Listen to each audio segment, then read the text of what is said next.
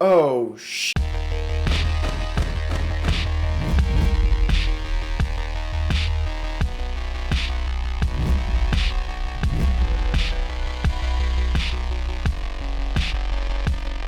Alright guys, we got another amazing episode to go over today, and we're going to get straight into it, but I just want to say, there's going to be spoilers for it, and spoilers for the episodes beforehand, so make sure you get caught up, go watch my other videos if you want to, and then come back here. Let's go. Alright, right off the bat, they know that they've got us thinking since the last episode when Evan Peters showed up, and interestingly enough, in this recap, they show from Age of Ultron when Aaron Taylor Johnson died as Quicksilver, and that kind of comes into play a little bit later because some things come to light that confuses me on whether or not this is actually the Quicksilver from X-Men, or we'll get to it. But in the meantime, to start us off, we have a Malcolm in the Middle type intro, and I mean down to the font, it's really great. One crazy thing about it though is the lyrics to the song. I noticed they say, "Let's keep it going through each distorted day." It has a lot of themes about like not questioning what you've done, or the ethics of a situation, and it really seems like it's a song about Wanda's guilt, and you can tell it's kind of coming through like, should I really be doing this? I don't know. And it becomes more and more clear throughout the episode that she's basically just trying to justify her moral choices throughout the entire series. So when the episode starts off, there doesn't seem to be a lot going on when the kids are talking. I did notice there's a reference to a vampire. It could be a little sly hint towards Morbius that is supposed to be coming out. And, I mean, this show could definitely kind of lean into Spider-Man and those universes mixing, so we'll see. Okay, so you already know we got to get into Quicksilver, and I got to say I'm a little bit disappointed in the special effect on his speed, only because I was very, very happy with it in Apocalypse when he kind of just blinked from one spot to the other, and, you didn't really see that because we wouldn't be able to see that. We wouldn't be able to process that. However, it seems like in this show they didn't really give him the Age of Ultron speed or the Apocalypse speed. Now, I didn't see Dark Phoenix, so I don't really know about that, but they didn't seem to give him either versions of his speed effect. They seemed to give him like kind of a mix of the two, and I mean, it's not awful, but I preferred that, instantaneous getting from one spot to the other because he's so fast. But moving on, it's apparent that this show is no longer waiting to get weird and get in our face, because we see that when Quicksilver is talking to Wanda, he's like got some memories that are not completely different from Wanda's, but just off. And it seems like a parallel version that was just askew. And he looks at her and just says, you probably just repressed most of the trauma. And I mean, it's kind of a throwaway statement, but she does tend to do that. So in this episode, we get the whole, main character breaks away from the show and talks to the audience kind of thing, and it comes to the form of Billy and Tommy. And Billy actually says to the audience that she's been acting kind of weird since Pietro's arrival, and, that something's been a little off about her. And I mean, it's not hard to imagine why, am I right? Then that's all interrupted when Vision comes down the stairs in his classic attire from the comics. And, Wanda's in her classic attire as well. This is the whole Halloween-themed episode. And, so everybody kind of gets a costume version of their classic outfits. And it's funny because they say that they're, like, completely different things. Like, Wanda is apparently a Sokovian fortune teller. And I thought that was pretty clever. But apparently Vision, what they came up with for him was that he's a luchador. And I mean, not a bad excuse by any means. I probably couldn't have came up with anything better, but it's just, I don't know, I thought that was pretty funny. And when Wanda actually thanks him about going along with the whole luchador thing, he says, oh, well, this was my only outfit in the closet. And she seems alarmed, but, then he kind of goes along with it and he's like, oh, you, and they just kind of move on. But it shows that, Vision definitely hasn't forgotten about what happened at the end of the last episode. So he claims that he wants to go on duty with Neighborhood Watch during all the Halloween festivities, and that, it's not a costume, he's undercover. And, Wanda's like, no, I mean, you're all ready, let's take the kids, let's do family stuff. And this is when Billy cuts away and, he mentions, oh, well, they've been fighting, well, not really fighting, but there's, kind of been some sort of drift between them. And then we cut and we see Vision, turn to Wanda and say, Wanda, be good. And he just, oh, I've got crime to stop, and dips out the door. Once he's gone, though, we see that Quicksilver, he's just a big old kid, and he's trying to do the shaving cream and water balloon prank on Halloween, and so him and Tommy zip out to go get costumes, and they zip back, and it seems like they're ready to prank, but Wanda tells them, if I see you up to anything, I'm going to turn you into a pickled fish, and it's just kind of like, huh? So then we cut to outside the barrier, and we see that Sword, they're analyzing that drone from the last episode, and I just want to say that Wu and Monica Rambeau and Darcy Lewis, man, that little trio, they are just the best. They're great. I know there's a bunch of memes about it already, but I just love them. And we see that they're actually all pretty pissed at Director Hayward, and Monica actually wants Wanda to help, and she doesn't think there's any other way to do it. She's worried that if we just take her out or something, what happens to the town? She's worried about being, unsure about everything, and she wants to figure out what's going on, and if she can, get Wanda to kind of, turn on herself and her own creation. And that's when Monica and Hayward just straight up have it out, and, they say some pretty offensive crap to each other. Because Hayward straight up says, you weren't here the last 5 years. You don't know how difficult it was just to keep the lights on. And, she's like, oh, well, you can't use that as an excuse to be a coward. And then he just straight up, mic drops and says, maybe it's a good thing you weren't here when your mother died, because you clearly don't have the stomach for this job. That's pretty messed up, dude. So the little squad, they get kicked off base, obviously, and, they know he's up to something, and, Hayward knows more than he's letting on, clearly, and all of a sudden, Wu just lets out and whoops some.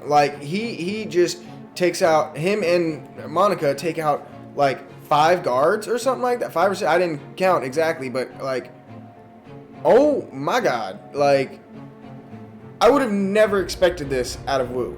He gets so much crazy character development in this episode. Because later we find out that he's a whiz at hot wiring cars, and it's dude, what? He just went from the quiet kid in the corner of the class that didn't really talk much to the crazy mysterious one that smokes behind the bleachers and, is a cool kid in school. But when they do take those guards down, I just gotta say, Darcy is totally basically the audience most of the time. She's just why didn't anybody tell me a plan? That came out of nowhere, and it's just so funny. It's totally us living through her. Then we get to a point where Wanda is kind of suspicious of Quicksilver, and she's like, hey, do you remember that kid when we were in the orphanage that, he used to try to steal your boots all the time, and he has a skin condition, and I can't really, put my finger on who exactly it is, but I think it's got to definitely be a mutant that they're referencing. I was thinking maybe Toad or Beast. I'm not 100% sure, so let me know what you guys think in the comments. I'd love to know who you think it might be. But at one point she asks, why do you look different? And he says, oh, well, I don't know, but if I found Shangri-La, I wouldn't want to look on the past either. And, it's okay, I know it's supposed to be, oh, well, Evan Peters is the better Quicksilver, but, Shangri-La, man. Evan Peters, come on. You're Evan Peters. Calm down. But actually, speaking of the 2 Quicksilvers, the kids come back up, and Pietro's like, oh, let's go get some candy at Super Speed. So they go and they do their thing. But the kids, they're like, oh, kick ass. And Wanda's like, kick ass. And, she doesn't really say it as a question. And so it's that's pretty funny, because it's clearly a reference to, if you don't know, Evan Peters and Aaron Taylor Johnson, they both kind of got their breakout role into the superhero genre from Kick-Ass, and they were best friends in that movie, and then they both ended up playing Quicksilver, and at basically the same time too. But so while they're off doing their thing, she decides, oh, hey, I'm gonna go talk to Herb, see what's up with Vision, and she realizes he's not actually on duty with Neighborhood Watch. And, they kind of just move past it, and Herb's like, hey, did you need anything changed? And it's kind of weird, but it makes me think, maybe Scarlet Witch kind of forms the Neighborhood Watch and kind of, had Vision placed in it so that way she could kind of control what was going on and have them kind of police everything. But then we actually see what Vision's really been up to, and, he's just walking through the streets trying to figure out what's going on, and he sees these people kind of on this loop, kind of in an NPC mode, just going about one specific activity over and over and over again. And It's kind of supposed to be sad, and it is sad. The lady's clearly in pain. She's got a tear running down her eye. She can't move or go anywhere out of this little thing. But all I can think of is those old gift commercials. I don't remember what they were for, but do you guys remember those? And since we're on the topic of commercials, this is actually when we get to the ad of this episode. And boy, is it effed up, man. Like, wow. So this is the first one that we get that doesn't have real people. It's just got a boy and a shark that are, animated through claymation. And the boy is trapped on an island, and the shark brings him some yogurt. And the boy tries to open it, and he can't. And he can't, and can't. And keeps trying until he is a rotted corpse. And it's totally screwed up. Then the ad says, "Oh, the snack for survivors," so it's totally in line with things that are traumatizing her from her past. But that's not what interests me. What did was the fact that there are articles that I read that say, oh, what if these ads are tying into the Infinity Stones? And at first it seemed like kind of a reach, but reading into it, it kind of makes a little bit of sense, considering the first one was a toaster. Vision in the comics, he was referenced as a toaster all the time. Mind Stone. Then the second one was watches, obviously, the Time Stone. The third one was a Hydra Soak. It was a cube, just like the Tesseract. And then the fourth one, it was a red liquid that they cleaned up with the paper towels, just like the Reality Stone was in Thor when it was initially, revealed. And then now with this one, I'm thinking it could be related to the Power Stone, because he didn't have the power to open it. He didn't have the power to survive, unfortunately. And, it could be referencing her powers because it's called Yo Magic Yogurt, so maybe her magic powers. I couldn't really find any other tie-ins to the Soul Stone, but those are definitely the only two that are left, so we'll just have to see with the next and I think last ad. But after that's done, we see Quicksilver and Vision walking in front of a theater marquee, and those are always ripe for Easter eggs, and this one's no different. I couldn't help but notice that they decided to put The Incredibles and The Parent Trap up there. Just a funny coincidence, that's a movie about a superpowered family and a movie about twins. But while they're in front of the theater, Quicksilver actually says, "Oh, I was sent here to kind of, stir the pot, distract your husband, spend time with the kids, do family stuff. That's what you wanted." And she asks, "Well, what about your accent? What happened to it?" He says, "Well, what about yours? The details are real fuzzy." And this is what I was talking about when I say, that I'm kind of confused now, because he says, that the last thing he remembers is he got shot in the street, and then he heard her calling his name and knew that she needed him. So, is this really Evan Peters' Quicksilver? Or is this Aaron Taylor Johnson's Quicksilver recast? Or, what I think, are they mixed? Because maybe Wanda didn't actually open up a door to another dimension or another universe. Maybe she smashed two together on accident. And that would actually allow them to pretty much, use whatever they do like from the X-Men universe currently and, just kind of throw away whatever they don't like. We could keep stuff like Deadpool and Quicksilver and get rid of stuff like Dark Phoenix. So then the kids come back up and everybody realizes, oh crap, Tommy has super speed. And it's pretty awesome because he completely flips like I would. And Wanda tells him, oh, you can take it slow, you can, train. And he just, goes off and and she says, okay, so you can go be crazy with it. If you want to break the sound barrier, that's fine. But take your brother with you and do not go past Ellis Avenue. And they actually stop her, and they're the ones who say Ellis Avenue. So it's very clear that this is an established rule. Do not go past this area. So it makes me wonder what would actually happen if they crossed that border. And a cool little detail about the street, Ellis Avenue, it could actually be named after Warren Ellis, who is a famous Marvel writer who happens to have a bunch of X-Men runs and Doctor Strange runs. So next we find out that Hayward actually found a way to look into the barrier somehow. And, kind of like he's got a radar. And for some reason, he's actually tracking Vision instead of Wanda through his decaying vibranium. And knowing this, we know that he's, got an idea of everybody's, general condition and of the body count of the actual town. And when they're discussing this, we actually see that there are a ton of people on the border of the town in that kind of, GIF mode, just doing the same thing over and over again. And it becomes clear here that, oh, those are extras. Extras, if you don't know, are just people who are hired on to a show that aren't, main actors, people who are meant to be in the background and stuff like that. So those are, Wanda's extras for the WandaVision. And in the middle of all those extras is Vision. And, we see him turn into himself and kind of fly up and get a good visual of everything. And he sees these lone tail lights. And it's this car just kind of sitting there, and he thinks, oh, that's kind of weird. So he goes and he flies down, and it's Agnes.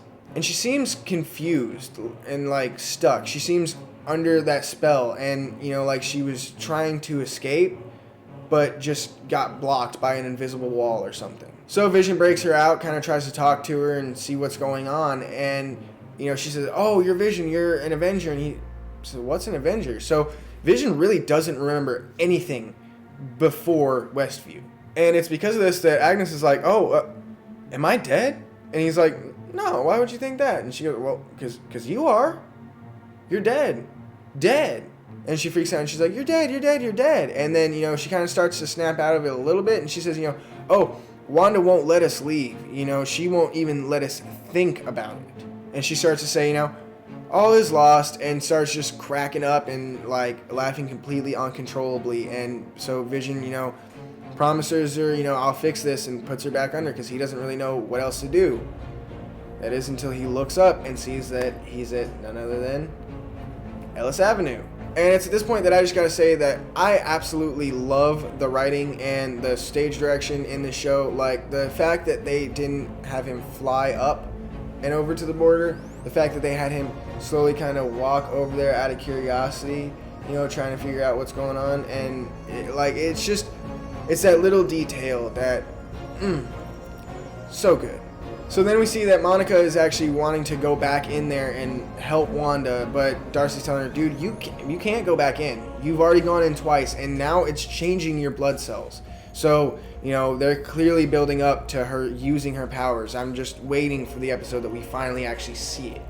But yeah, she straight up, doesn't seem to care what Darcy's telling her anyway. She's like, I'm going to go in and I'm going to help Wanda. She says, I've seen enough blood cells metastasizing. I've seen them in remission.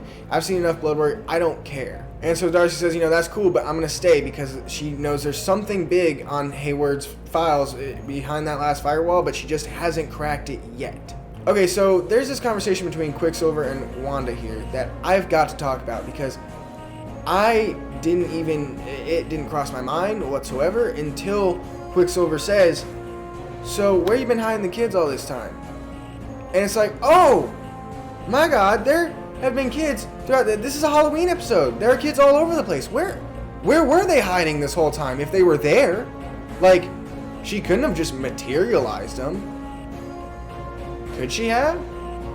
Right after that, he says, something about a holiday episode cameo, and I just thought that was hilarious that they brought it up that he is the holiday episode cameo.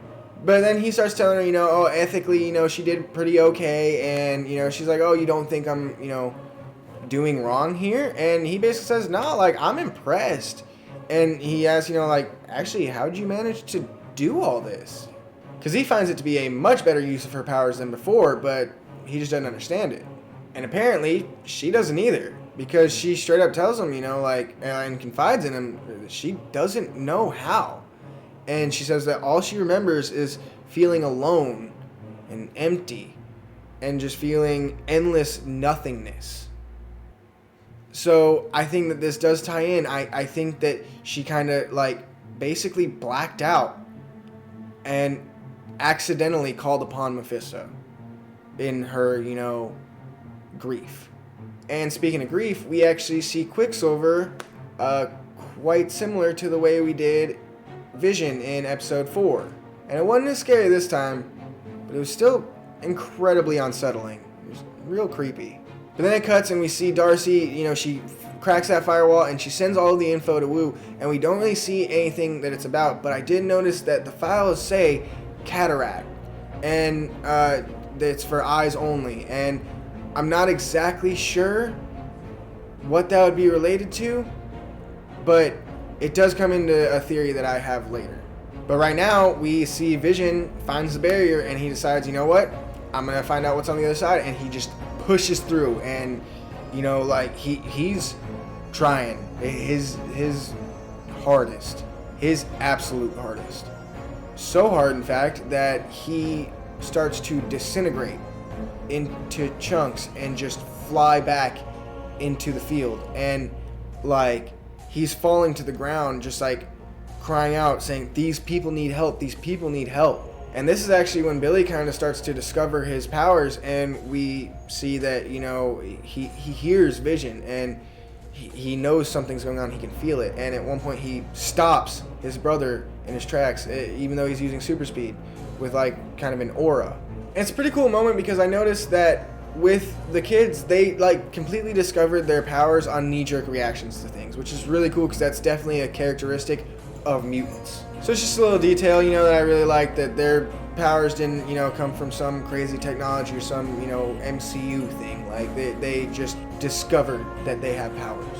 But then we see that Vision is basically starting to die again, and this confirms that he is just a shell of his body, and that, you know, he's being given life, and that life was getting pulled back into the field, but his body wasn't.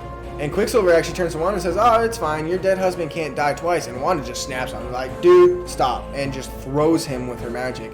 And she looks at Billy and she's like, hey, look, you need to focus. I need to know where he is. What is happening with your father? And it kind of tells me, you know, it's a little weird. It's almost like she knows their power set and that they're going to have powers before they even do. But it's just a subconscious knowledge. You know, she's not really aware of it, but she does know. So then she finds out what's happening to him and where he is, and she just completely, like, stops time inside the barrier, and, like, she just completely expands it to fit him inside of it. But way further than just him. And when she's expanding it, Darcy actually ends up getting sucked in because she's handcuffed to one of the sword jeeps, and all of the sword base that was outside of the hex gets sucked in. And it's actually pretty funny because she turns it into a circus and turns all of them into clowns. And it's like, I know what she's doing is wrong. And I know that she's the bad guy and Sword's kind of, you know, the good group. But Sword's been kind of crappy towards her. So I don't blame her.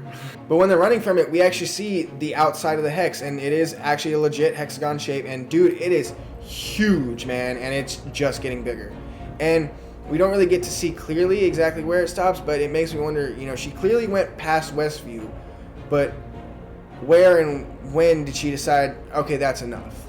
But then after she does that, we see, you know, her eyes kind of start to dim down, and that's the end of the episode. And I just gotta say, in this little shot where her eyes are kind of starting to dim, somebody looks a little bit like her dad. I'm just saying. If you don't know, Quicksilver and Scarlet Witch's dad is none other than Magneto. And I am like 99% sure at this point that, I'm 100% sure at this point that he's gonna show up at the end of this series.